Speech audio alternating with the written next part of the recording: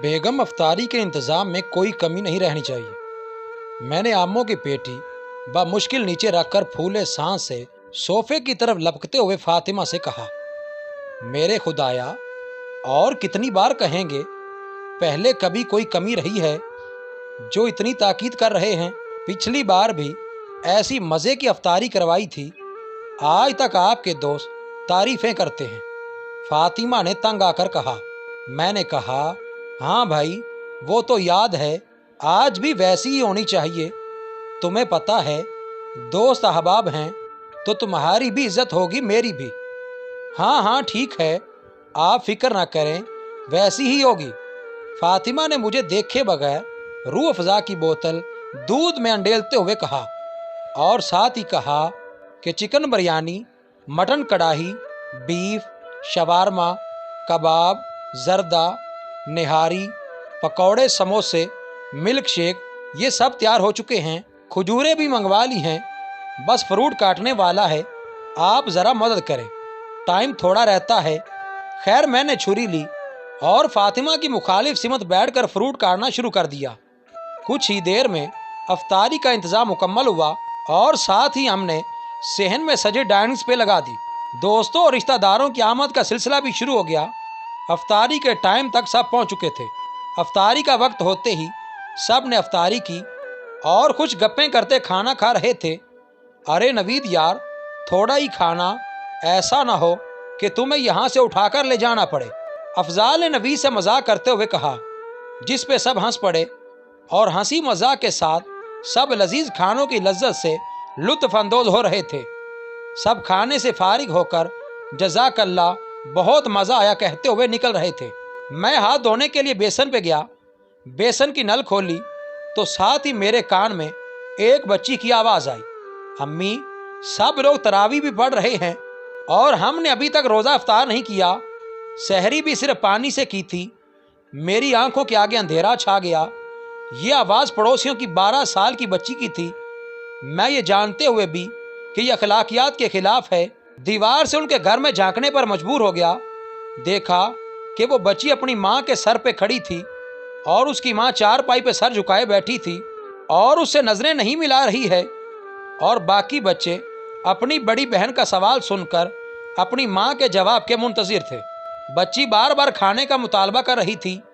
मैं ये देख के जैसे पत्थर का हो गया। उसकी माँ ने जब सर उठाया तो नज़र मुझ पे पड़ गई।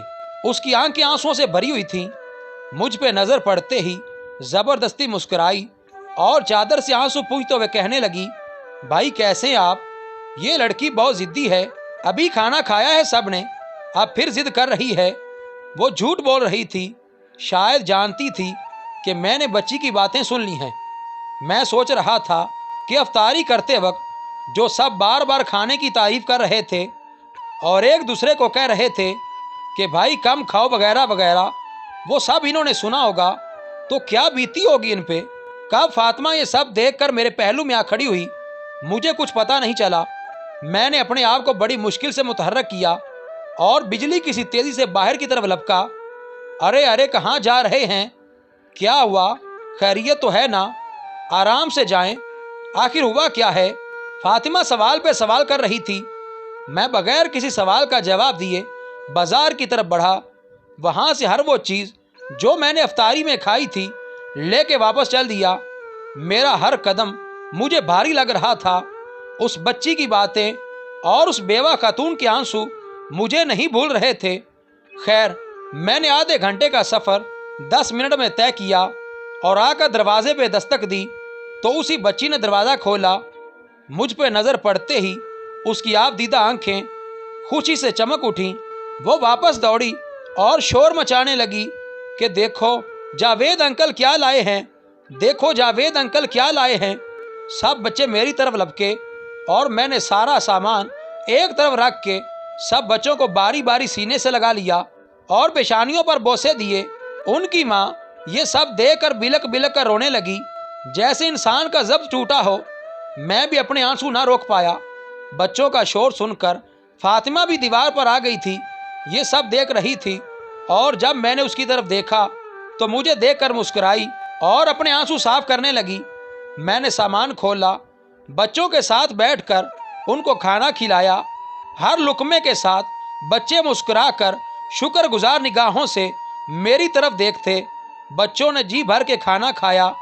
जब सब खाना खा चुके तो मैंने कहा, आप लोग आराम करो और अम्मी से भी कहो कि खाना खा लें, मैं थोड़ी देर में आता हूँ। बच्चों ने कहा, ठीक है अंकल। मैं वहाँ से चला और मार्केट में आकर महीने भर का राशन लिया और दोबारा उनके घर आया। सारे बच्चे सो चुके थे और उनकी माँ जाग रही थी। मुझे देखकर उठ खड़ी हुई और नज़रें झुका के कहने लगी कि भाई, इतनी जहमत क्यों उठाई आपने? मैंने कहा, आप मेरी बहन हो, इसमें जहमत वाली कौन सी बात है? ये कहकर मैंने सामान एक तरफ रखना शुरू किया। जब सामान रख चुका तो मैंने सोए हुए बच्चों की तरफ एक निगाह देखा तो जैसे सुकून आ गया। मैंने कहा, ठीक है बहना, चलता हूँ। ये कहते ही मैं बाहर की तरफ चल दिया। निकलते हुए उस खातून की बराई आवाज़ से मैंने सुना कि भाई, खुदा आपको किसी का मोहताज ना करे। उसकी दुआ सुनकर मुझे लगा कि जैसे मैंने दुनिया और आखिरत की दौलत पा ली हो। मेरे पूरे जिस्म में एक सर्द लहर दौड़ गई। मैं बाहर निकला तो उसने दरवाज़ा बंद कर लिया। इसके बाद हर रोज़ उस घर से बच्चों के हंसने खेलने की आवाज़ें आती, जिन्हें सुनकर मेरी रूह को सुकून मिलता। इतना सुकून मुझे अपनी पूरी ज़िंदगी में पहली बार मिला था। मेहमानों को खाना खिलाने से पहले भी और बाद में भी इसी इस्तराह में डूबा था कि पता नहीं कोई कमी बेशी ना रह गई हो। घर पहुंचकर सजदा शुक्र अदा किया और खुदा से रोकर मुआफ़ी मांगी कि खुदा मुझे मुआफ़ फरमा, जो मैं अब तक इस बात से गाफिल था। हम खाते पीते घरों के दोस्तों रिश्तेदारों को खाने पर मदऊ करके समझते हैं कि बड़ा सवाब कमा लिया, लेकिन इस बारे में कभी नहीं सोचा कि क्या हमारी तरफ से मुस्तहिकीन तक उनका हक पहुंच रहा है या नहीं। मज़ीद अच्छी वीडियोस के लिए चैनल को सब्सक्राइब करें और बेल के आइकन को लाजमी प्रेस करें।